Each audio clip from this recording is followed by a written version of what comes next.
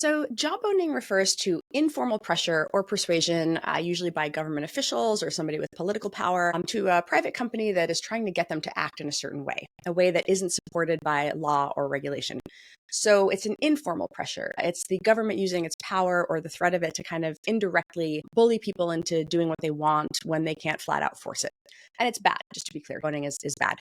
The relationship to Zuckerberg is very interesting, though, because the government does also have a right to speak and to persuade. And that does include saying things like that Meta is killing people, right? There was a Supreme Court case, Murthy v. Missouri, that was supposed to assess whether, in the case of the Biden administration, persuasion and government speech crossed that line into illegal coercion. But in that case, what we saw was that there was no real evidence that the government had actually tried to compel a private company to act against any of those plaintiffs. So they had no standing to sue. And Amy Coney Barrett really laid that out very beautifully in her opinion, which tossed the case back for standing.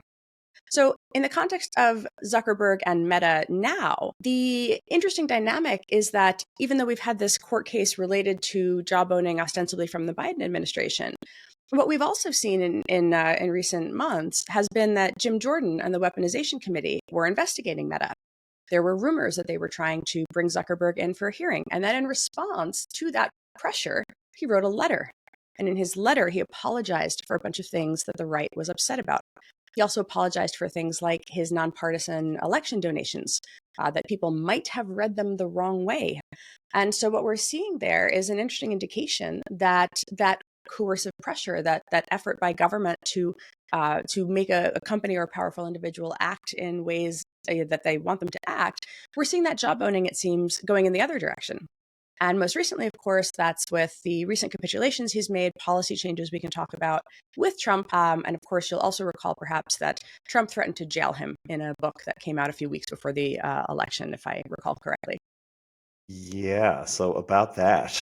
In his post announcing these changes, which of course have been widely reported, Zuckerberg said that fact checking had been too politically biased. And you have another concept alongside jawboning that I see you use quite a bit in your writing, and it's called working the refs. How does this strategy come into play here?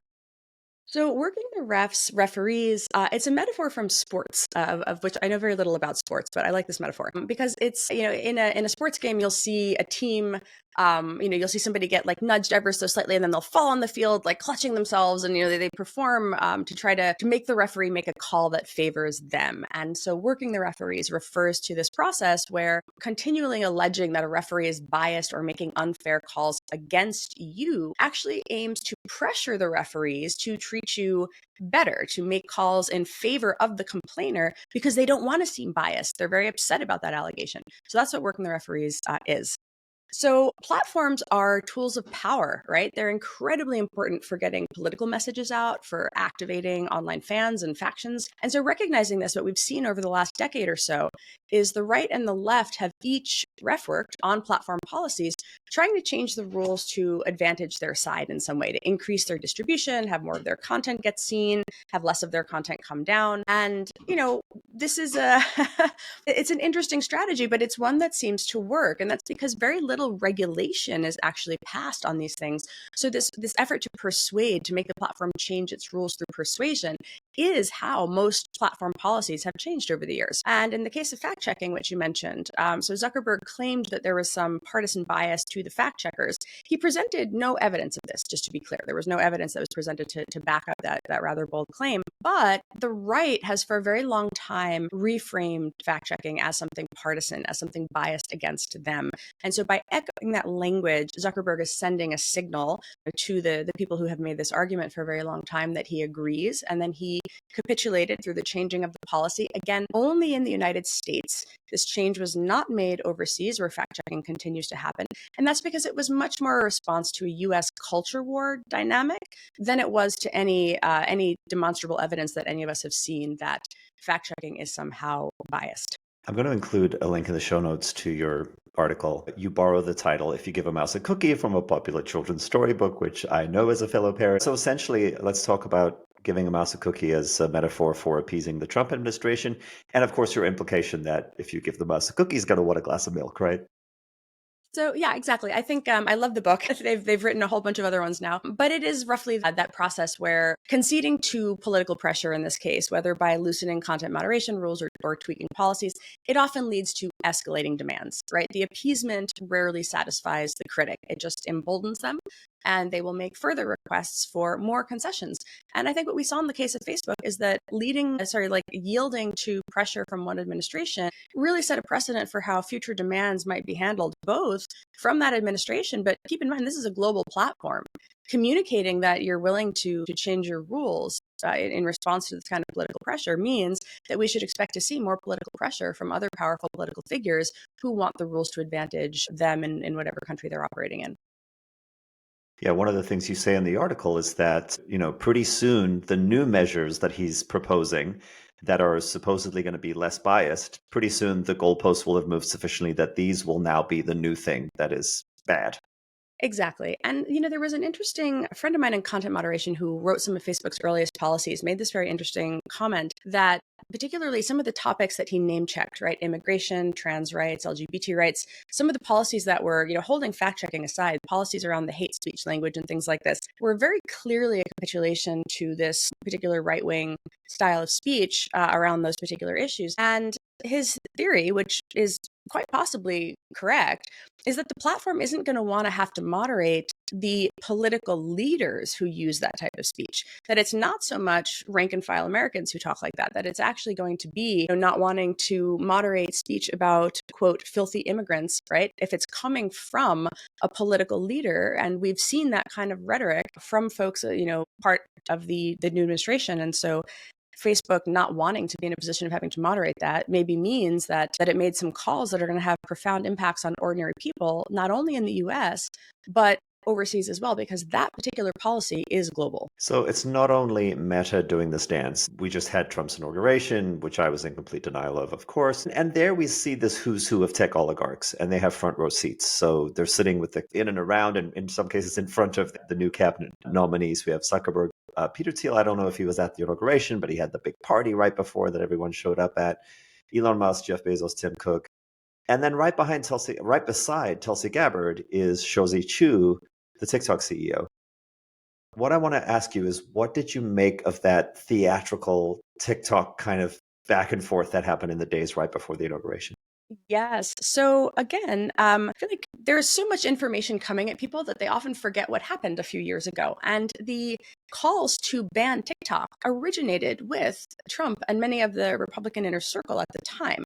They became bipartisan after some briefings that seemed to convince senators that there was some truth to the allegation that there is some Chinese government involvement in the algorithm, perhaps behind the scenes. That was the sort of thing where I thought, if the government has that evidence, I would like to see it. I think that the American people are entitled to see it, but that's not how it went. Instead, we had the ban. However, TikTok became highly useful for President Trump during the campaign. And TikTok is deeply beloved by many, many millions of Americans. And so all of a sudden, this opportunity to become the savior of TikTok presented itself. And the CEO, who is a very shrewd businessman, of course, chose to use flattery, which has been evidenced to work with this particular president, chose to use flattery and to frame Trump as the savior of TikTok. And so there were a number of, when you opened up the app for the 14 hours or so that it was down, interstitials that would let you know that Trump was going to save TikTok. Just wait for it. That the team was working diligently with President Trump to save TikTok. When the ban was temporarily lifted, I think Oracle began to serve TikTok content again.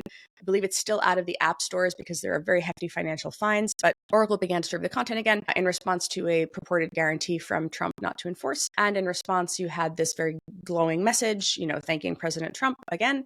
And of course, showing up to the inauguration is it's a calculated move. These are businessmen to demonstrate their willingness to cooperate, to align with political interests during this time, which for them is an existential time of very heightened scrutiny. So I think that's how we should read this. Less about genuine dialogue and shifting, perhaps more about optics, signaling a willingness to play ball. But again, past a certain point, the optics become the reality. You can't just say, "Oh, I'm just doing this to be showy," because what we've seen from users of TikTok is a deep distrust in response. Left-wing, I should say, left-leaning users of TikTok is now a deep distrust, wondering if the platform is going to kowtow and capitulate to moderation and curation calls that the Trump administration wants them to make. So it's not good to see platforms shifting and tilting this way with the political winds, because ultimately the people who get screwed are the users. What would you say are some potential negative downstream effects now that anti-disinformation measures and content moderation and being aware of these kinds of security threats and data breaches, like what can happen when this stuff all sort of gets shelved and it's smeared as being censorship? There was, we saw a phenomenal rhetorical propaganda campaign to redefine terms like censorship in ways that make no sense. If you stop to think for even 30 seconds, the idea that a fact check is censorship is surreal, actually, because a fact check is adding more information.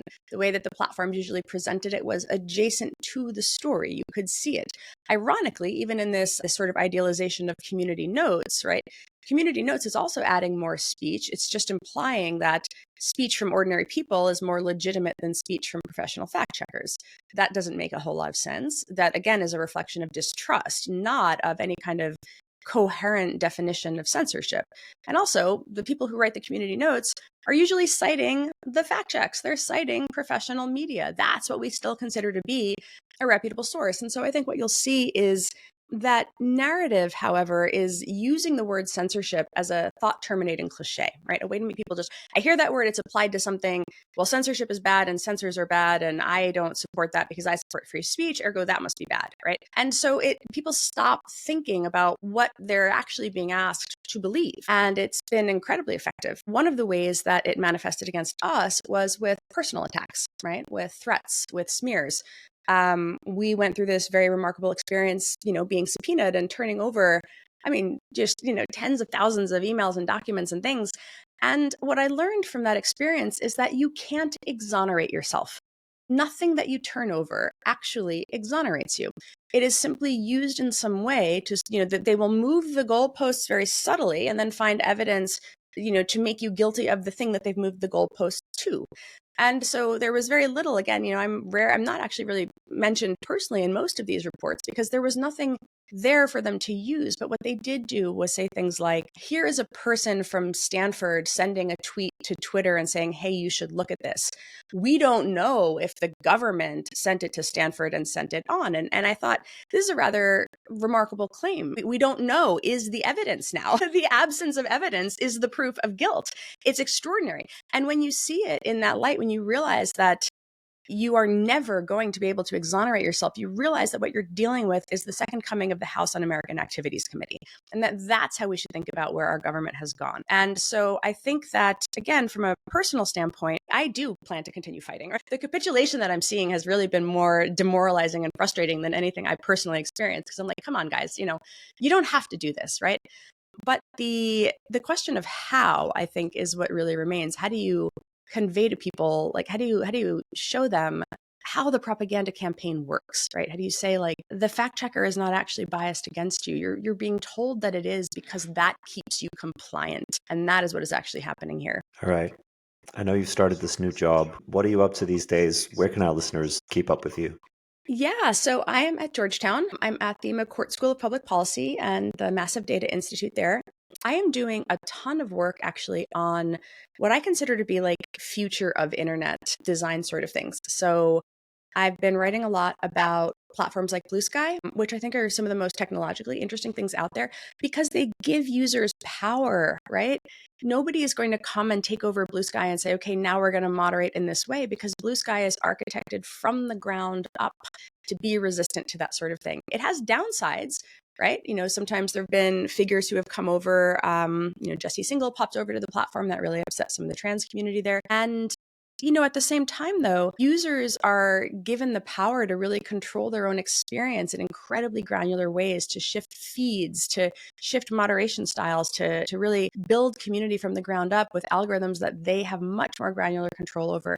And so I'm spending a ton of time kind of in that research space. How do we build a new and different internet, taking advantage of the decentralized protocol-based technology that we have now? And then I'm looking at things like, adjacent to AI. So there's really interesting work to be done when AI agents are increasingly autonomous, how do we know when someone is human? This is the notion of decentralized privacy protecting identity all of a sudden becomes, I think, the big sea change for people. And so I'm interested in that question of not how do you keep bad bots and automation out, but how do you build spaces for actual human beings to engage and do human things, whether that's, leaving political comments, banking, you name it. We're gonna need systems that take this into account. And so those are the big areas that I'm working on right now.